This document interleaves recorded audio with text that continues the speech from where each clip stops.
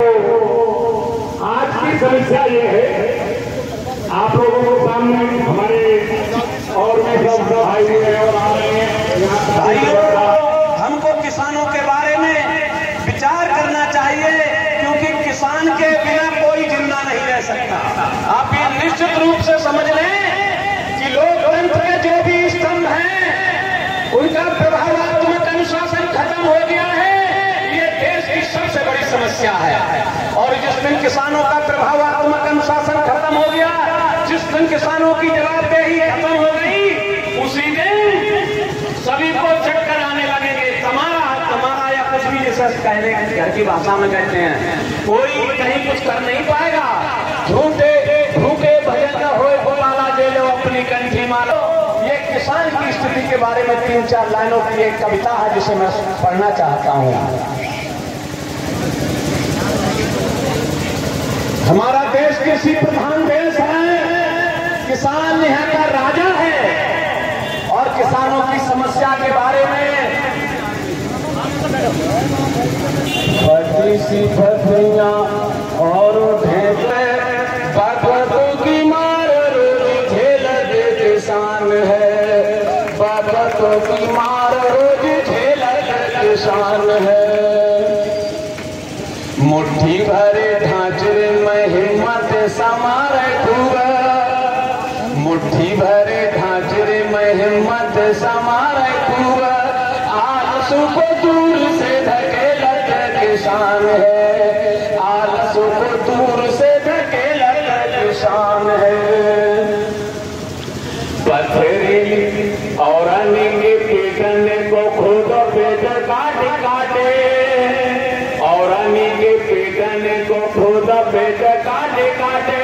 लुटिया में झाग सब राखत किसान है, लुटिया में झाग सब राखत किसान है।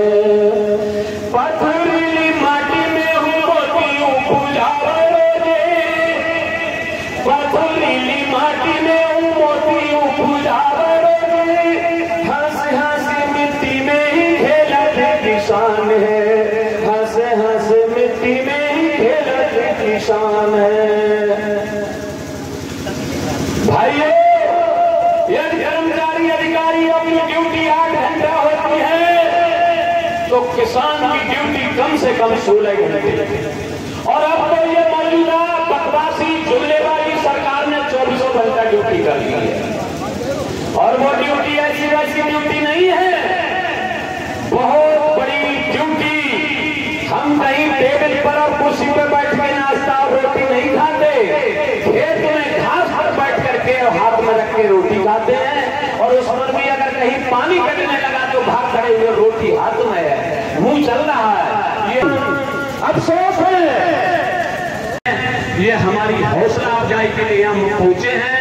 बहुत बहुत स्वागत है भाई कौशल भाई, कौशल भाई का। मैं कहना ये चाह रहा था, लड़ाई हमेशा पूंजीपतियों के और गरीब किसानों के बीच रहती है। और इस लड़ाई में हम अपना भाग नहीं लेते हैं।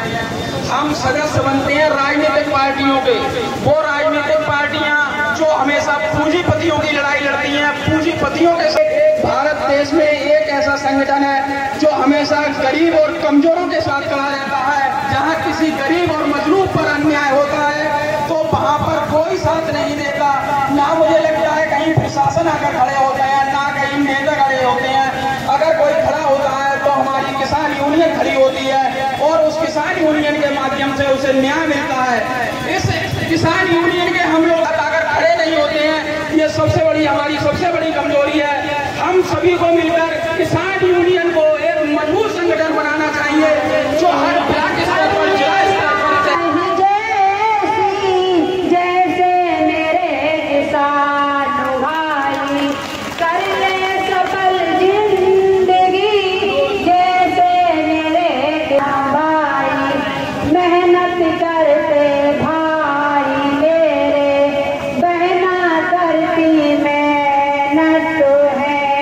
भैया मेरे देखो दिन भर करते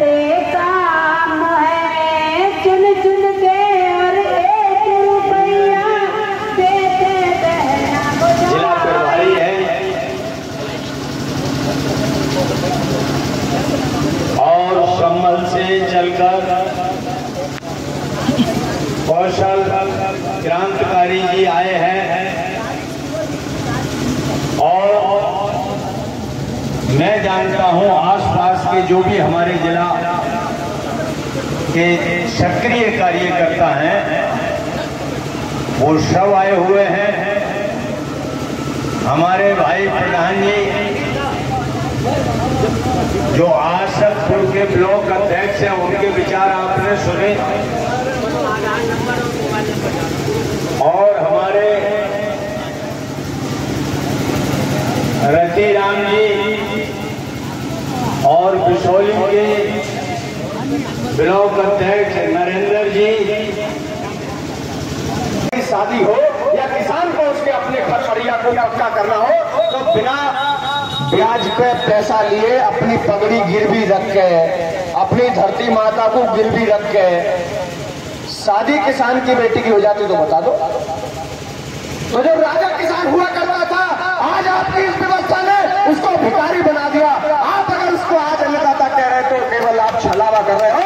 अगर किसान को किसी भी दफ्तर में सम्मान मिलता तो मैं मानता कि हाँ वास्तव में आपने अन्नदाता को सम्मान दिया, और आज आपने केवल और केवल किसान को भिखारी बना दिया। बिना किसान को पैसा लिए ब्याज पे अगर किसान की घर मरैया पक्की हो जाती हो तो आप मुझे बता दो। तो आपने किसान के साथ कोई सम्मान पूर्वक व्यवहार नहीं किया। किसान आपके दफ्तर में अगर आया तो बिना चप्पल घिसाए उसका काम नहीं हुआ। जहां उसको कुर्सी मिलनी चाहिए थी, जहां उसको पानी चाय की पूछ होनी चाहिए थी, वहां उसको क्या मिलता है? वहां मिलती है दर की ठोकरें। अगर किसान को सम्मान मिलता तो मैं मानता कि हाँ वास्तव में आपने अन्नदाता की जो कहते हो आपने सिद्ध कर दिया, किसान अन्नदाता है।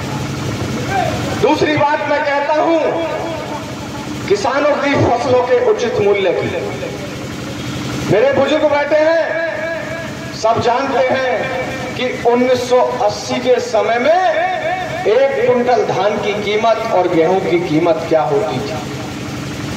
1 कुंटल धान की कीमत 80 रुपया कुंटल हुआ करती थी।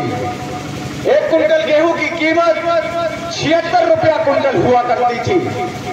और आज धान की जो कीमत है वो आप सबके सामने है, गेहूं की जो कीमत है वो आप सबके सामने है, और सोने की जो कीमत हुआ करती थी 240 रुपया तोला हुआ करती थी 1980 के समय में। ऐसे ही है ना? और उस समय तोला 10 ग्राम का नहीं होता था, 12 ग्राम का होता था। सोने की कीमत में जो बढ़ोतरी हुई वो 200 गुना 250 गुना हुई। किसान जो सुबह से लेकर शाम तक अपने दैनिक जीवन में, रोजमर्रा के जीवन में जो भी चीज प्रयोग करता है उसकी कीमतों में जो बढ़ोतरी हुई वो सोने के अनुपात के हिसाब से हुई। यानी किसान का खर्चा जो बढ़ा वो 200 गुना बढ़ा, और किसान की आमदनी क्या बढ़ी? 20 गुना 25 गुना। यानी किसान के अनाज की जो कीमत बढ़ी है वो 20 गुना 25 गुना बढ़ी है। तो आप मुझे कैसे बता दो कि किसान की घर मढ़ैया पक्की हो पाएगी? 1980 के समय में हमारे जो अभी बात हो रही थी धान के बीज की, हम सारे बीजों को सहला के रखते थे, अगले साल उन्हीं बीजों का प्रयोग करते थे, और सरकारों ने मल्टीनेशनल कंपनियों के जाल में हमारे देश के किसान को फांस दिया। आज बाजार के बिना क्या किसान कोई भी काम कर पाएगा? बाजारवाद का शिकार बना दिया हमारे देश के किसान को। जेनेटिक मॉडिफाइड बीज की अभी बड़ी डिमांड है। हिंदुस्तान की सरकारें विदेशी कंपनियों के हाथ जोड़ के बैठी है कि आप आओ हिंदुस्तान में, अभी जो हमारे यहाँ बीज चल रहा बढ़िया नहीं चल रहा, इससे भी अच्छा बीज दे दो, जेनेटिक मॉडिफाइड बीज। बिल्कुल बर्बादी की कगार पे हिंदुस्तान की सरकारें किसान को लाना चाहेगी। अगर वो बीज आ गया तो बिल्कुल बर्बादी की कगार पे जाने के लिए आप तैयार हो। नमस्कार।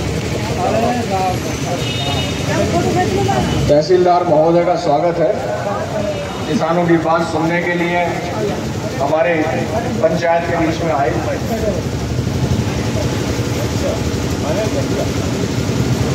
तो जो किसानों की फसलों का दाम बढ़ा वो 200 गुना बढ़ना चाहिए था या नहीं चाहिए था? अगर किसान का खर्च 200 गुना बढ़ना चाहिए था।